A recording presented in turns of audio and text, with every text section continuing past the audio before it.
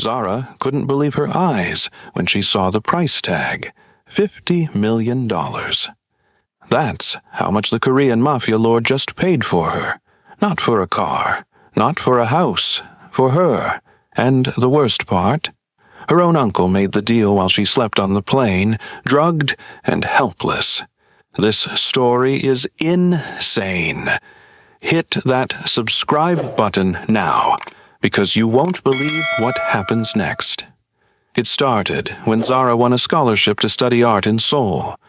Her uncle volunteered to travel with her since she'd never left America before. But on the plane, he gave her a drink that made her dizzy. When she woke up, she was in a mansion so huge it looked like a palace. A man stood by the window, his back turned to her. "Welcome to your new home," he said, without looking. His voice was smooth but scary. When he finally turned around, Zara gasped. He was the most handsome man she'd ever seen. Tall, sharp jawline, dark eyes that seemed to see through her soul. But his beauty made him more terrifying. This was Kang Min-hyuk, the man the news called Korea's most dangerous criminal. "Your uncle owed me money," Min-hyuk said calmly. $50 million, to be exact. He couldn't pay, so he offered me you instead. I accepted. Zara's legs felt weak. "You can't just buy a person. This is kidnapping." Min-hyuk smiled coldly. "In my world, I can buy anything, including you. Get comfortable. You'll be here for a very long time." Min-hyuk handed Zara a thick document. "Sign this," he ordered. Her hands shook as she read it. The contract said she would work as his personal assistant for 5 years. If she tried to escape, her entire family back in Chicago would pay the price. If she obeyed, he would send money to her sick grandmother every month. It was a trap with no way out. "You're a monster," Zara whispered, tears rolling down her face. Min-hyuk leaned close, so close she could smell his expensive cologne. "Yes, I am. And now you belong to this monster." But something strange happened over the next few days. Min-hyuk didn't hurt her. He gave her a beautiful room, expensive clothes, and anything she wanted to eat. He even bought her art supplies when he noticed her sketching on napkins.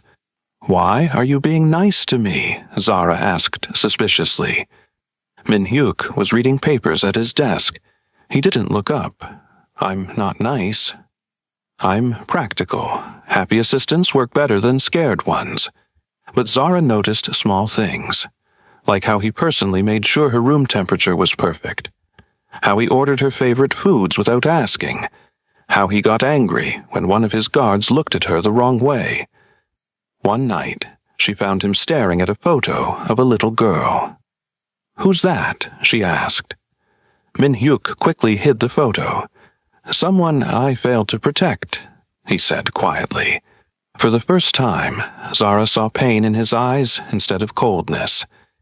Maybe the monster had a heart after all. Maybe she could use that to escape. Or maybe, just maybe, she was starting to feel sorry for him. Zara woke up on her 23rd birthday feeling miserable. She was trapped in a foreign country, owned by a criminal, with no hope of freedom. But when she walked downstairs, she froze in shock. The entire living room was decorated with balloons, flowers, and a huge cake that said, "Happy Birthday, Zara," in perfect English. Min-hyuk stood there in a casual sweater instead of his usual scary suit, looking almost nervous. "How did you know it was my birthday?" Zara asked, her voice cracking. Min-hyuk shrugged. "I know everything about you. Happy birthday." He gave her a small box. Inside was a golden necklace with a dove pendant. "Doves represent freedom," Min-hyuk said softly. "I know you want to fly away. Someday, maybe you will." Zara didn't understand. Why would he give her a symbol of freedom when he was the one keeping her caged? That night, Min-hyuk did something even stranger. He took her to the rooftop where he had set up a telescope. "You told my maid you missed looking at stars," he said. "In Seoul, the city lights hide them. but from up here you can see a few." They sat in silence, looking at stars together. Zara felt confused. How could someone so cruel be so thoughtful? "Why did you really buy me?" she finally asked. Min-hyuk was quiet for a long time. "Because when I saw your photo, I saw something I lost a long time ago," he admitted. "Innocence, light, everything I'm not." He stood up quickly. "Don't read too much into it. You're still my prisoner." But as he walked away, Zara saw him touch his chest, right over his heart. Something was happening between them. Something dangerous and beautiful and completely wrong. Everything changed when Lee Ji-woo appeared. She was Min-hyuk's ex-fiancée, a stunning Korean woman who wore designer everything and looked at Zara like she was trash. "So, this is the American pet everyone's talking about," Ji-woo said with fake sweetness. She wrapped her arms around Min-hyuk possessively. "Darling, why do you keep this girl around? Send her back wherever she came from." Min-hyuk removed her arms coldly. "My business is not your concern anymore." But Ji-woo wouldn't leave. She stayed for dinner, touching Min-hyuk constantly, laughing too loud at his words and shooting death glares at Zara. Zara felt something burning in her chest. It took her a moment to recognize the feeling, jealousy. She was jealous. But why? She hated Min-hyuk, didn't she? That night, Zara couldn't sleep. She heard voices from Min-hyuk's office and crept closer to listen. "Marry me again," Ji-woo was saying. "I made a mistake leaving you. We're perfect together." Zara's heart pounded. Min-hyuk's response was quiet but clear. "I don't love you, Ji-woo. I never did. Our engagement was business, nothing more." "Then who do you love?" Ji-woo demanded. "That American nobody." Silence. Long, heavy silence. Then Min-hyuk said something that made Zara's world spin. "Get out! And don't come back." After Ji-woo left, slamming doors and cursing, Zara ran back to her room. Her heart raced. Min-hyuk didn't deny it. He didn't deny loving her. She touched her dove necklace, her mind racing with confusion. She should hate him. He bought her. He trapped her. But somewhere along the way, the monster had become a man, and she was falling for him. God, what was happening to her? The next day, Min-hyuk was different. He watched Zara constantly with intense eyes that made her skin tingle. During breakfast, their hands touched, reaching for the same coffee cup, and electricity shot through her. During her art session, he sat nearby pretending to work but really just staring at her. The tension was so thick Zara could barely breathe.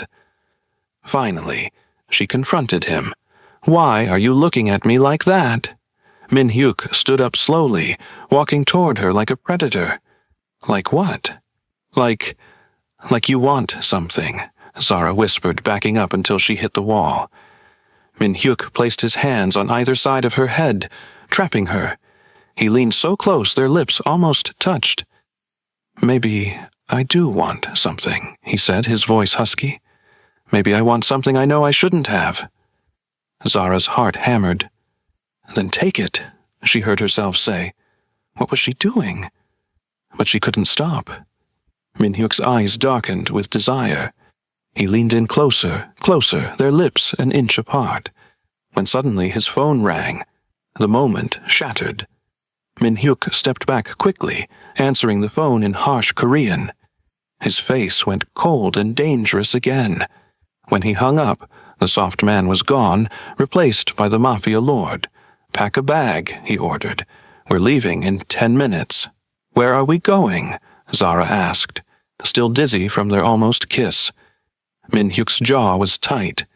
"Someone kidnapped my younger brother, and they want to trade him for you." Zara's blood turned to ice. "What?" "My enemies know you're important to me now," Min-hyuk said, his voice full of rage and regret. "This is my fault. I should have kept my distance. Now Ji-ho will die unless—" He didn't finish, but Zara understood. Someone had to be traded, and Min-hyuk had to choose between her and his only family. The exchange happened at an abandoned warehouse by the river. Min-hyuk's men surrounded the area, but the kidnappers had the advantage. They had Ji-ho, Min-hyuk's 16-year-old brother, tied up and beaten. The leader was a scarred man named Choi, who hated Min-hyuk. "Here's the deal, Ghost," Choi laughed. "Your brother for your American whore. Choose." Zara saw the pain in Min-hyuk's eyes. She knew he loved his brother more than anything.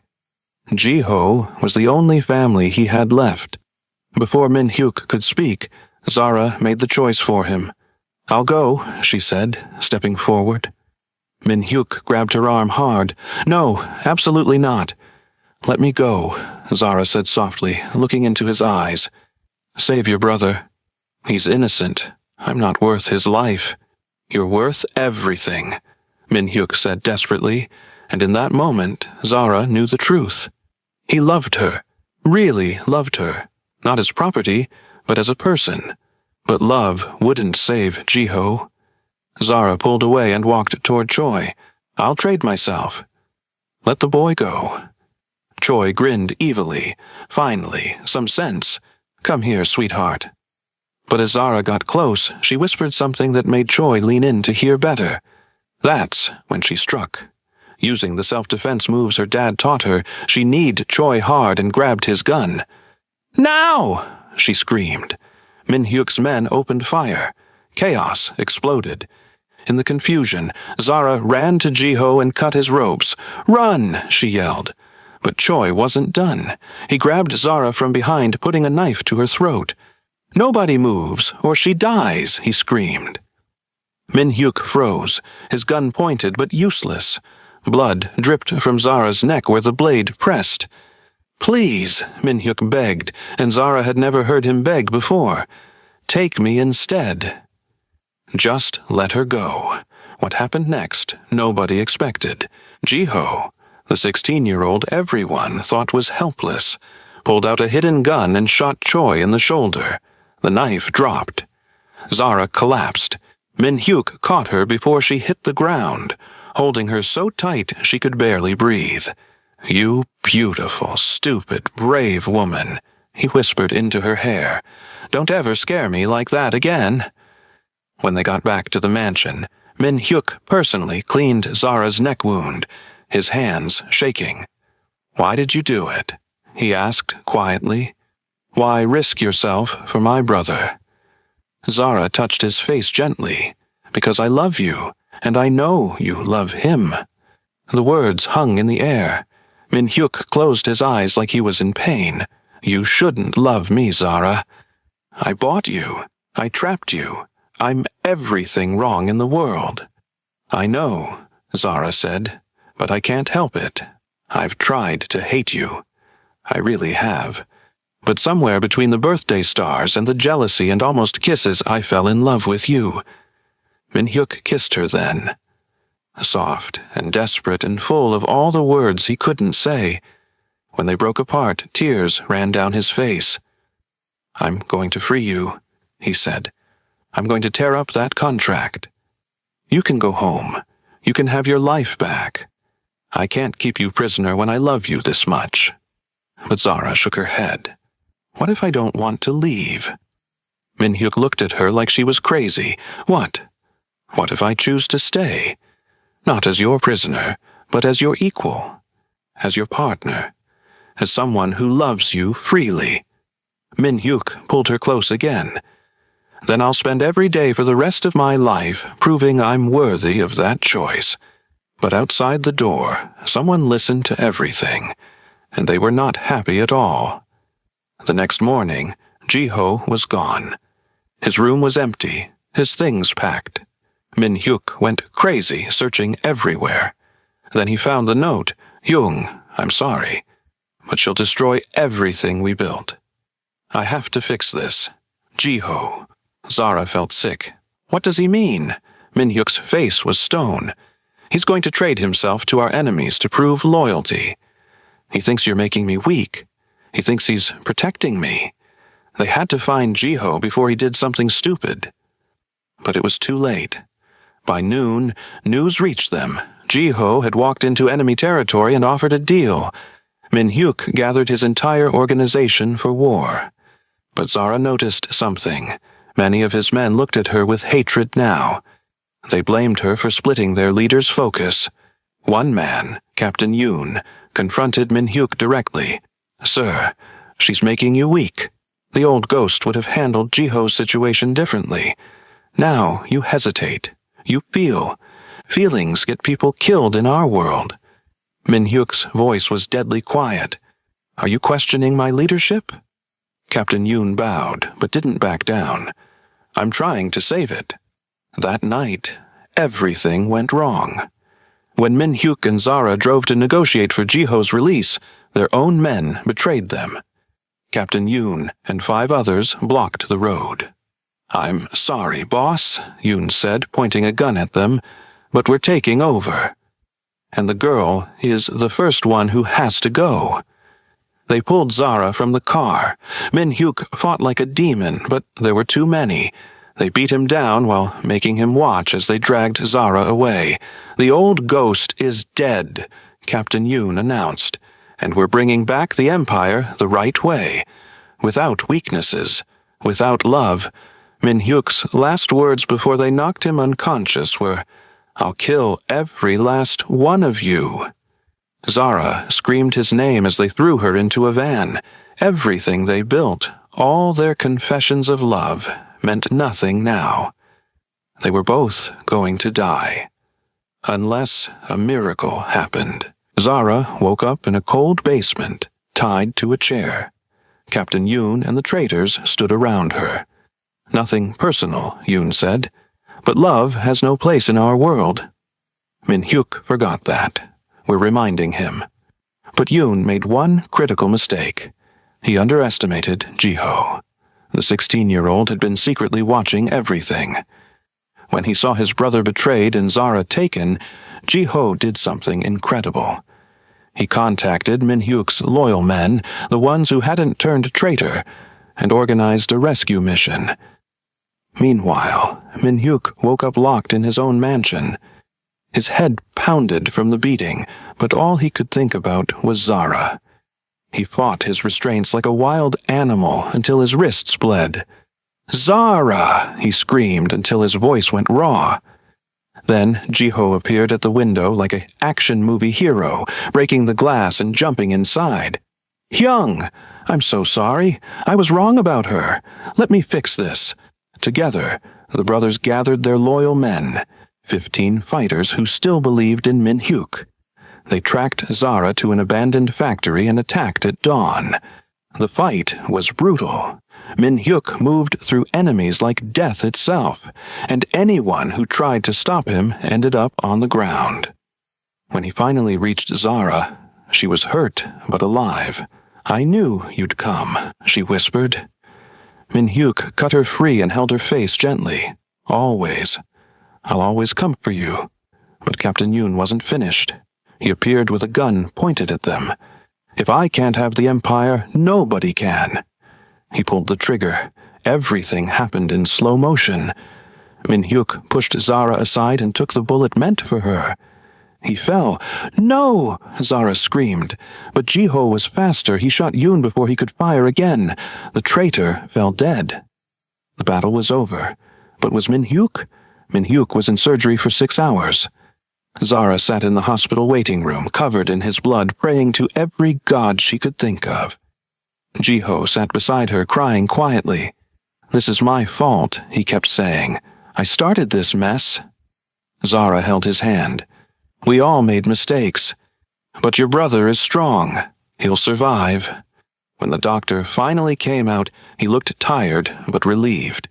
"He's alive." The bullet missed his heart by 2 centimeters. "He's lucky." Zara burst into tears of relief. For 3 days, Min-hyuk slept while his body healed. Zara never left his side. She held his hand, talked to him, begged him to wake up. On the 4th day, his eyes finally opened. "Zara?" he whispered. She kissed him softly, tears streaming down her face. You stupid, brave, incredible man. Don't ever take a bullet for me again."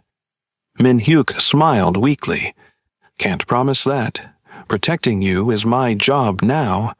Over the next week, as Min-hyuk recovered, they talked about everything. He told her about the traitors, all arrested or dead, about Jiho's incredible bravery, forgiven completely, and about the future.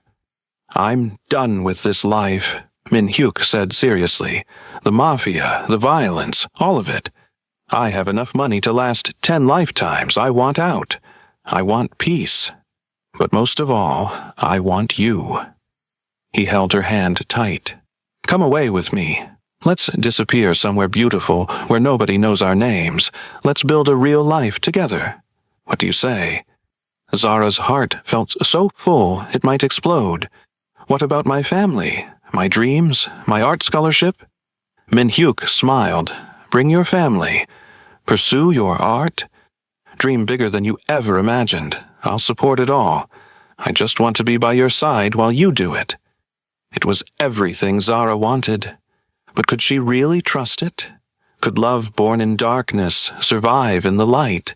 6 months later, Zara stood on a beach in Bali, Indonesia, watching the sunset paint the sky orange and pink. So much had changed.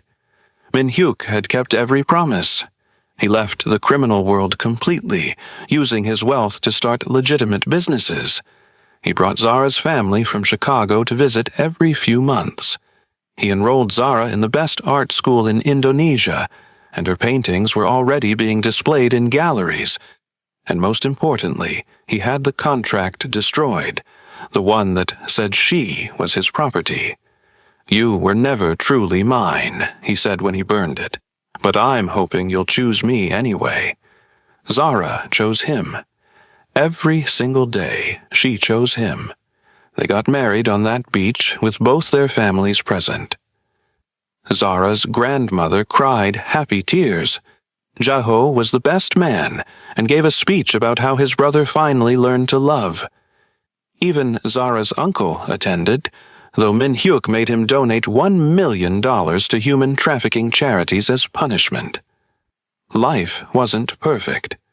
Min-hyuk still had nightmares about his old life. Zara sometimes had panic attacks remembering the kidnapping and violence. But they healed together, one day at a time. Min-hyuk started a foundation to help trafficking victims. Zara taught free art classes to underprivileged children. They turned their pain into purpose. One evening, as they walked on the beach, Min-hyuk stopped suddenly. "Do you ever regret it? Choosing me despite everything?" Zara thought about the question seriously. She thought about the fear, the confusion, the wrong way their story began. But she also thought about the love, the growth, the man he became. "I regret how we met," she said honestly. "But I don't regret where we ended up. You gave me the world. Now I want to give you something." She handed him a small stick. Min-hyuk looked confused. "What's this?" Zara smiled through happy tears. "It's a pregnancy test. We're having a baby." Min-hyuk's face transformed with pure joy. He picked her up and spun her around, laughing and crying at the same time. "We're having a baby," he repeated in wonder. Their story began in the darkest place, but their future was full of light. 3 years later, Zara sat in her art studio watching her daughter play.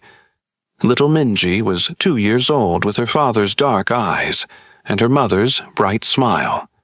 She was the most beautiful thing Zara had ever seen. Min-hyuk walked in carrying coffee and kissed Zara's head. "How's my favorite artist?" Zara showed him her new painting. It was of a dove breaking free from a cage, flying toward the sun. "I call it freedom through love," she explained. Min-hyuk stared at it with emotion in his eyes. "It's perfect. Like you." That afternoon, they had a visitor, Jiho, now 19 and studying business at university. He'd become a completely different person, kind, responsible, and protective of his niece. "Remember when I hated you? Jai-Ho said to Zara, laughing. "I was such an idiot. You're the best thing that ever happened to our family." Zara hugged him. We all grew up. As the sun set, the family sat together on their porch. Minji played with her toys while the adults talked and laughed. Min-hyuk pulled Zara close. "If you could go back and change everything, would you?" Zara thought about it. The answer should be yes. She should wish she'd never been sold, never trapped, never forced into Min-hyuk's world. But that's not what she felt. "No," she said firmly, because pain led to purpose, darkness led to light, and being bought led to being loved. Our story wasn't perfect, but it's ours. Min-hyuk kissed her softly. "I spent $50 million on you. Best investment I ever made." Zara laughed. "I was never for sale. But my heart? I gave that to you for free." They watched the sunset together, a family built from broken pieces, stronger because of everything they survived. Some love stories start with flowers and dates. Theirs started with chains and fear. But in the end, love is love. No matter how it begins, what matters is how it grows. And theirs grew into something beautiful. Wow! So did Zara make the right choice staying with Min-hyuk? Or should she have run when she had the chance? Would you forgive someone who bought you if they changed and truly loved you? This story is crazy, right? Drop your honest thoughts in the comments below. And if you loved this story, smash that like button. Share it with friends who love dramatic romance. And subscribe to our channel for more incredible stories. Hit the notification bell so you never miss our next upload. See you in the next story.